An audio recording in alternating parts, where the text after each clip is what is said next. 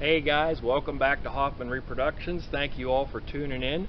On today's episode, we're going to take a break from the smooth bores, and as the title of the video implies, we're going to talk about rifled guns today. Rifled pieces were used quite a bit in the 18th century, and the very first time that rifles came into existence, it's thought to be sometime in the 15th century. Now, before I go further, please allow me to get out my little information sheet because there's a lot I want to cover today. As I said, late 15th century, early 16th century is when the rifle is thought to have come into existence. It's accredited to German and Swiss gunsmiths. They produced a gun, or rather a rifle, that was called a Jäger.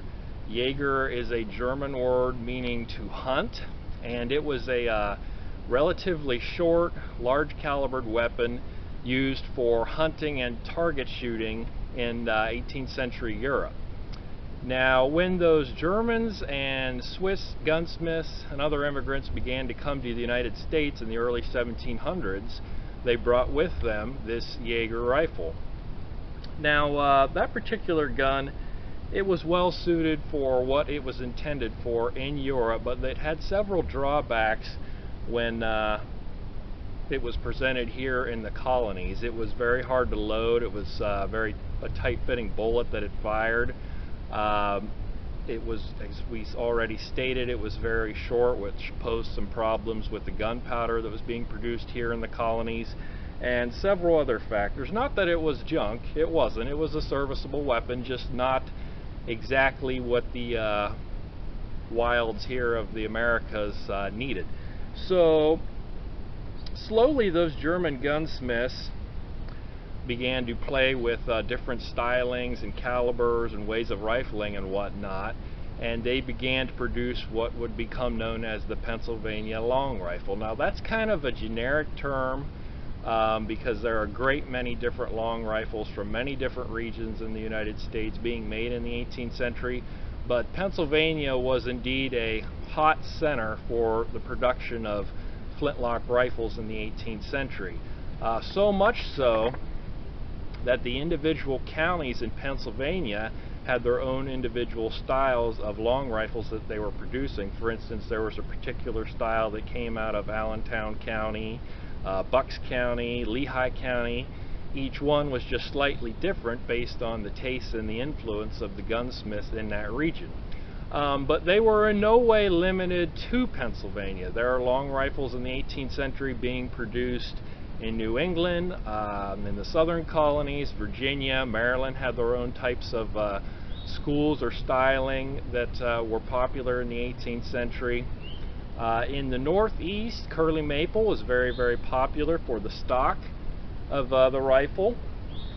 It was by no means the only type of wood that was used. Down in the southern colonies, you see a lot of walnut and cherry being used. Brass mounts were used a lot in the firearms and rifles of the East, somewhat down south, but they actually preferred iron down south, so you'll see a lot of iron mounted guns. And when we say mounted gun, what we're talking about is the butt plate, trigger guard, lock plate, ramrod pipes, and if the gun has it, a muzzle cap. That's generally referred to as the hardware, and if the gun has it, a patch box. And those can be made out of either brass or iron, as was popular in the 18th century. Now, to get back to the manufacturing process, as we already stated, these are known as long rifles, and it wasn't just a style or a individual taste to make the barrels long. Gunpowder in the 18th century that was being produced was, this should come to no surprise, it was not nearly as refined as the stuff we get today. So because of that, gunsmiths learned that if they lengthened the barrel, it would give that powder longer time to ignite and thus provide the necessary ballistics for the weapon to be accurate and fast shooting. So the long barrel is not just something they did purely for aesthetics. There was a real reasoning behind that. Now, rifles in the 18th century were first introduced as a civilian hunting weapon, and they were indeed very useful for that and very practical. With the musket, they are very versatile weapons, and I love smooth bores just like anyone else, but the caliber of those large fowling pieces and muskets, it was a pretty good chunk of lead that you were sending around downrange, and consequently a large powder charge. Well, with a smaller caliber, which rifles tend to be, in the 18th century typically they were 40 to 60 caliber, and with that smaller caliber, of course, for each pound of lead you're going to get a lot more shots out of it, and each pound of powder, you're using a smaller powder charge, it's going to stretch farther. So those are both good reasons, and of course the accuracy of the rifle are very good reasons for civilians to carry rifled guns. As far as history of warfare in America, they were used in the 1750s during the French and Indian War, but very little is known about how they were employed. There are vague references to them being used, but as far as large-scale references, we don't really know. Now, if you fast forward to the time of the American Revolution, the rifle kind of comes into its heyday. There were rifle companies that were recruited all over. Probably the most famous was from the gentleman Daniel Morgan. Daniel Morgan commanded rifle companies that had some of the most elite marksmen in the country during the Revolutionary War as part of their ranks. And probably the most famous riflemen, although there were many in the 18th century that performed feats of amazing marksmanship and heroics, probably the most well known is a gentleman by the name of Timothy Murphy. And he was a young, I believe he was a lieutenant in Daniel Morgan's Rifle Corps. And at the Battle of Saratoga in October of 1777, he was asked to take out a certain British general that Daniel's troops were engaging, a gentleman by the name of General Simon Fraser. So with the help of what we would call a spotter, he scaled a tree and with his rifled gun took a couple of shots to get the windage that day and put several of the balls pretty close to General Fraser, and on the third one dropped him. Now, in a day and age where all you had were iron sights, a flintlock mechanism, and black powder for the propellant, he dropped that officer as what thought to be 330 yards. Now that's pretty impressive by today's standards when shooting that far away with primitive technology, and it was very impressive in his day and age. And I uncovered some other references that he was involved with, that he made spectacular shots at even longer ranges than that. So even though primitive by today's standard, they still are in the hands of an experienced shooter, very accurate weapons, and they're used today for hunting and target practice and the like.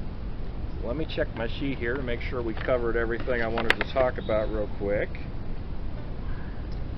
More or less, I'm sure we could add to that. We could have a video that's an hour long doing nothing but talking about rifles, but for the sake of length, we'll get on with it here. My particular rifle that I'm going to be firing for you today, I've shown this before, but just in case you don't recall, I've owned this gun for probably 20 years or so. This is one of Jim Chambers' flintlock kits that you can buy, and this is one of the early Virginia rifles. I wanted something that would kind of be a crossover from the French and Indian War into the Revolution, so it's got early styling on it. We have wide brass early mounts, plain patch box, colonial round face Virginia lock. This has a lot of Southern and English influence in it. The barrel is octagoned around, 42 inch, and is rifled for 45 caliber, and has a fixed iron rear sight and a silver blade front sight stocked in American walnut. And it's been through a lot, so got the scars and dings to prove it, and it's been in shooting matches and various battle reenactments and whatnot, and the one that we're going to use to test fire for you here today. So without further ado, we'll get loaded up. We have a target out in the woods, and we'll see what we can do.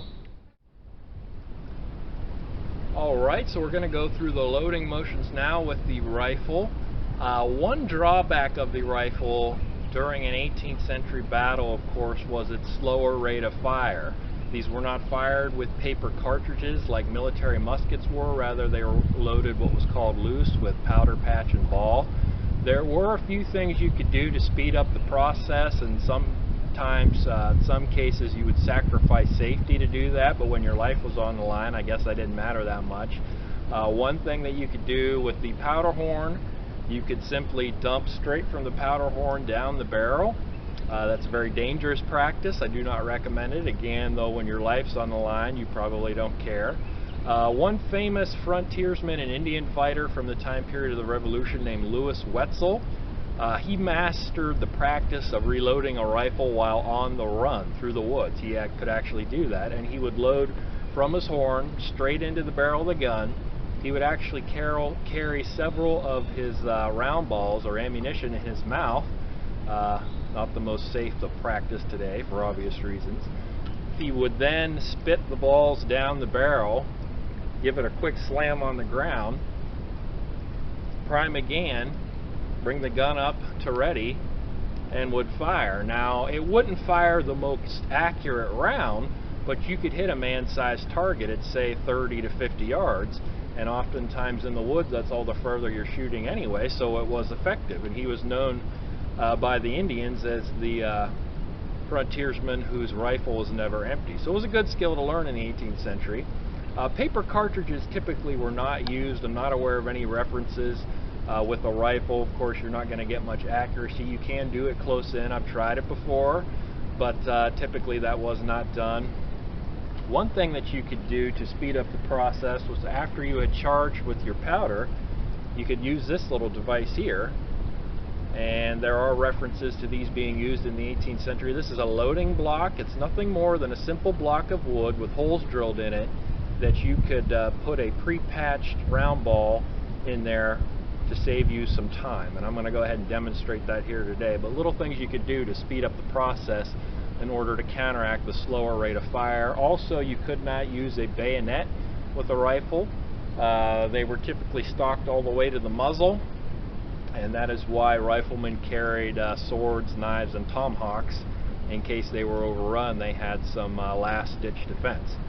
So the target that we're going to be shooting at, it's about 55 yards out in the woods. It's just a simple section of board with a black bullseye on it. The bullseye is about the size of a baseball. That's not that far away for a rifle. For me, that's plenty far enough because I'm not that good of a shot. I hope to be able to just hit the board and, if luck goes my way, hit the bullseye. But with muskets, we fire about that range when we demonstrate them here on the videos, except this time I've upped the ante. The board itself, instead of being a full-size silhouette target, it's simply 6 by 8 inches. So I have a lot less real estate to fire at in order to hit it with a rifle. So that's roughly the size of an enemy soldier's head. So we'll see if with that smaller target if I can at least hit the board, hopefully. I would think I could at this range, but you never know. Alright, so to load the rifle.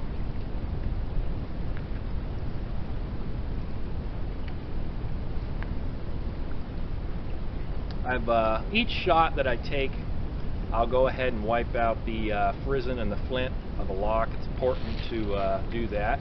Keeps the fouling down and keeps your gun sparking well. So I'm going to charge from the horn into an antler tip measure 50 grains of 3F.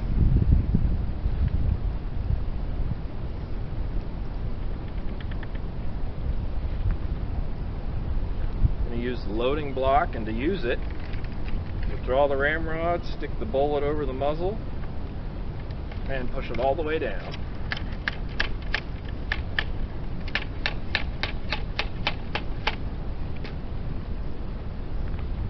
Put that back so I don't drop it. Put that all the way down. Turn the rammer. Full cock the gun, or half cock, excuse me. A little bit of priming in the pan. Got the frizzen, and we're ready to go. Alright, let's see what we can do.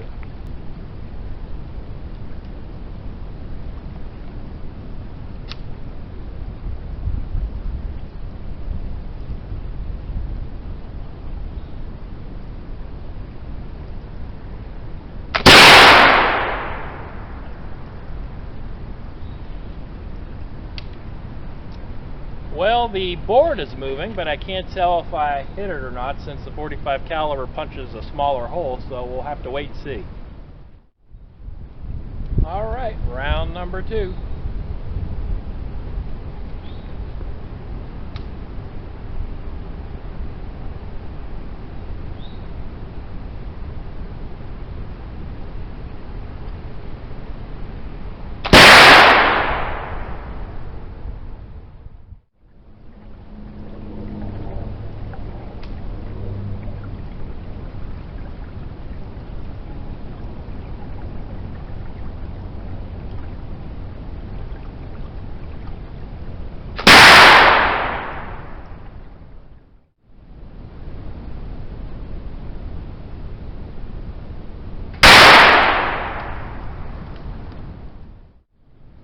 Alright, so we have our resulting target here.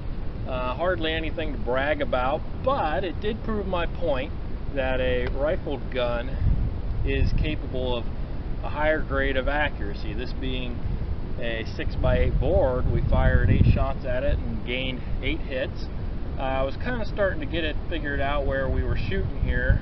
There's one shot in the bullseye, so we aced that one. And then this hole right here, that's actually 2 shots in one, and it's right off the edge of the bullseye. And these were the other shots that I fired. That's 2 in one hole, and then 1 here, here, and here. So altogether, we're putting them in about a, I'd say 4 or 5 inch grouping. And with a little practice and work, we could probably start acing that bullseye every time at this distance. So again, that's just a mild demonstration of the accuracy of a rifle. There are individuals who can do a much better job than that than I can, but we'll take it. I'm happy with that. So once again, everybody, thank you so much for tuning in. We really appreciate everybody's support. Please feel free to subscribe to our channel. There's no financial obligation there. All it means is you'll get emails when we have new videos come out. So thanks again for tuning in, and we'll see you next time around.